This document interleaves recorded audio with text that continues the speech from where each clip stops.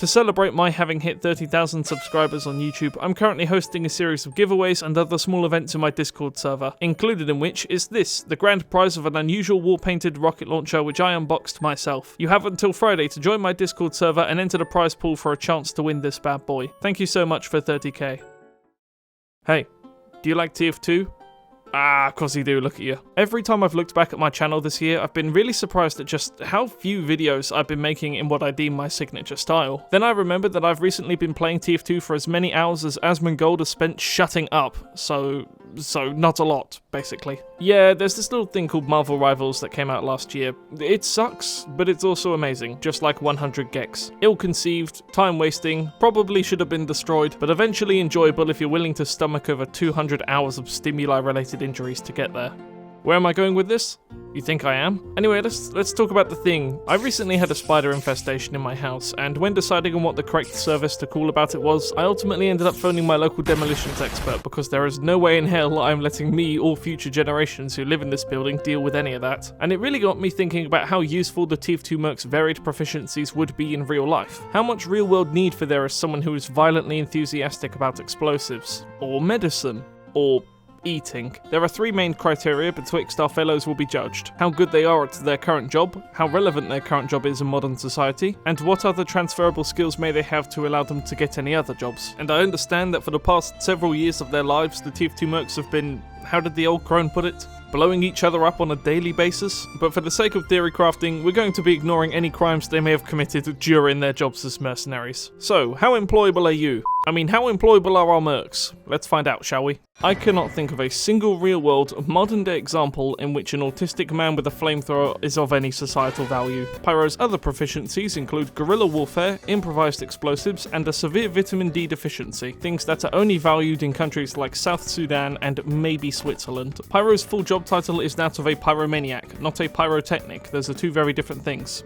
Also, I've been told. As a great man once said, one is a job and the other isn't. Now, to Pyro's credit, I do believe pyrotechnics and a controlled understanding of explosives are definitely within that dashcon bullpit he calls a brain, and so is being the CEO of an investing company apparently. However, so is arson, and arson around on the job as a pyrotechnician or anything else is going to land you a career as a prison wife. Something I wouldn't recommend from a personal eye-opening experience. Thank you very much for serving whatever cause you thought you were believing in, Pyro. Now please never do it again. There will be two different types of reactions to medic being so far down on the list: those who completely understand and those who are wrong. Here, my friends, is the recipe for making a completely unemployable doctor. You start with 150 grams of homicide, add 250 milliliters of malpractice, one large cracked skull, a pinch of murder, remove the skull and replace it with concrete, add 450 grams of hate, 185 pounds of World War II jokes, and 2 teaspoons of salt. Mix well using the elbow of a former patient. Medic's medical past is conflicting, to say the least. In Meet the Medic, he tells the story of how he lost his medical license, yet in other official sources it says he never had one to begin with.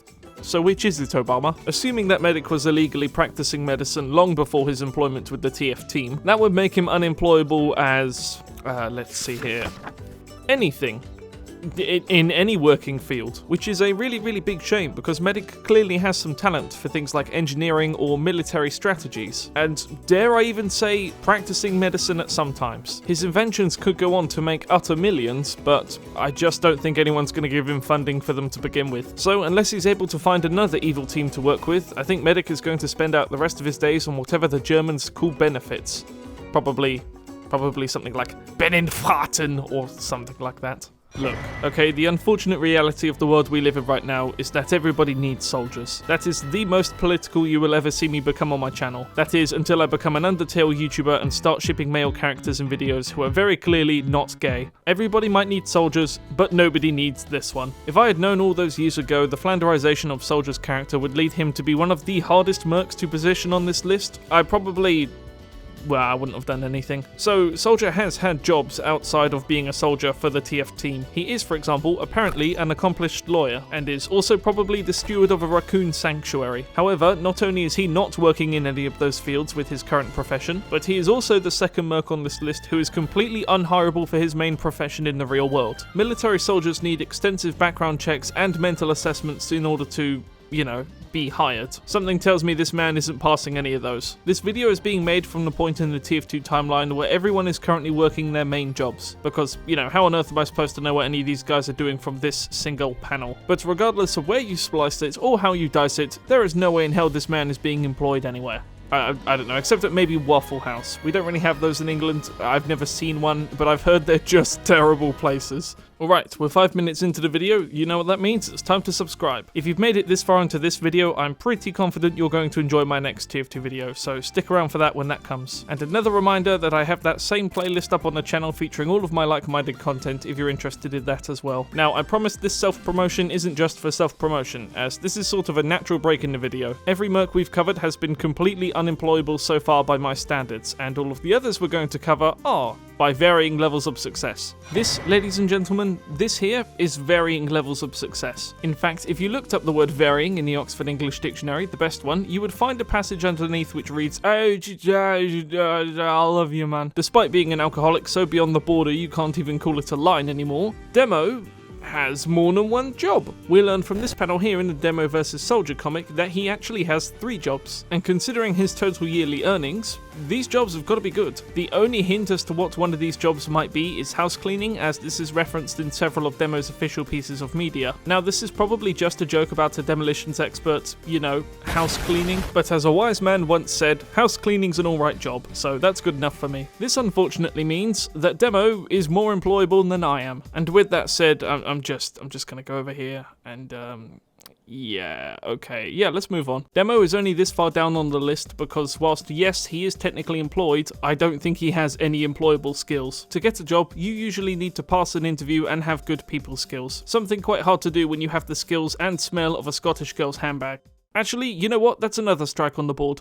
I'm constantly dragging my feet to find literally anything positive to say about Scout in any of my videos, to the point where my feet look like I've just come out of an 8-hour shift at the sandpaper factory. Making fun of Scout is as easy as prick. There are people on the internet who have made careers out of making fun of Scout. But with that said, I have to give him credit where it's due. There are a myriad of jobs Scout could turn his hand to, more so than anyone else on this list so far anyway. Being healthy, young and male are very desirable traits for working in the modern day, and Scout isn't exactly one who yearns, so I have a feeling he'd be pretty fine doing any job. What he lacks in people skills, he makes up for always being on time and having a positive attitude. I can see him doing literally anything from being a PE teacher to working a fast food job. And you know everyone else on this list has been terrible so far, when the most employable guy we've covered could work a fast food job stably, all whilst having the nuance and relevance of modern day Jax films.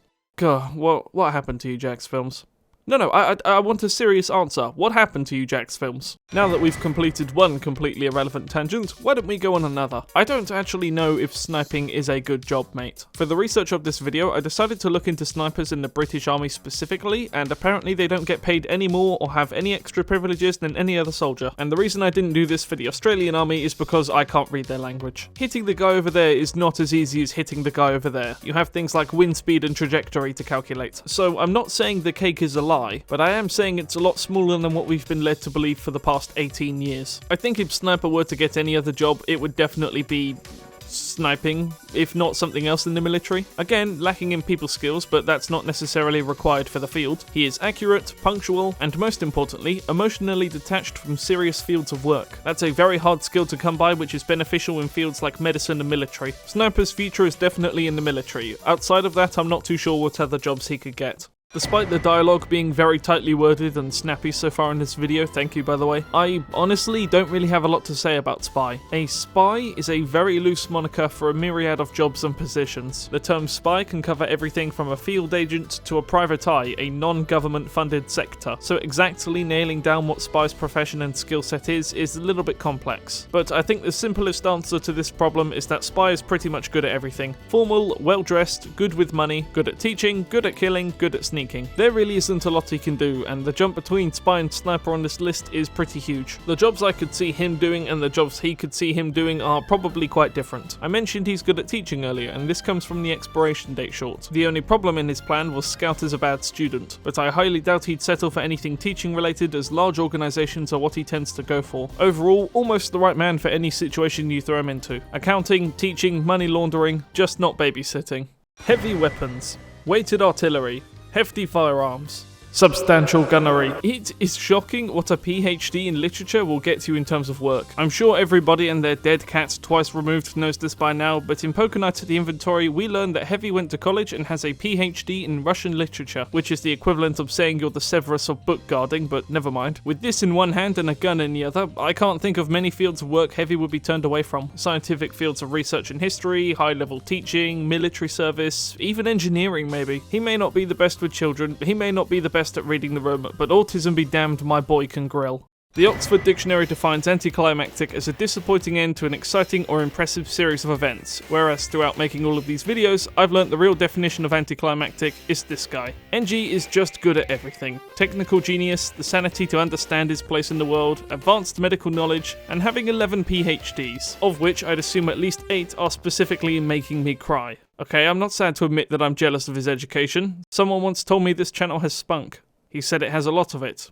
He was also dribbling at the time. Hospitals, governments, and entire countries and continents would hand over life and death to have him on their side. Yet he spends most of his time building machines specifically designed to shoot people in different shirt colours. The amount of videos I've made asking the question of which Merc is the best at something, only for this guy's ugly mug to start skyrocketing into first place is just, well, it's frankly upsetting. But it's the truth. It's the unfortunate truth. NG solos, no questions asked.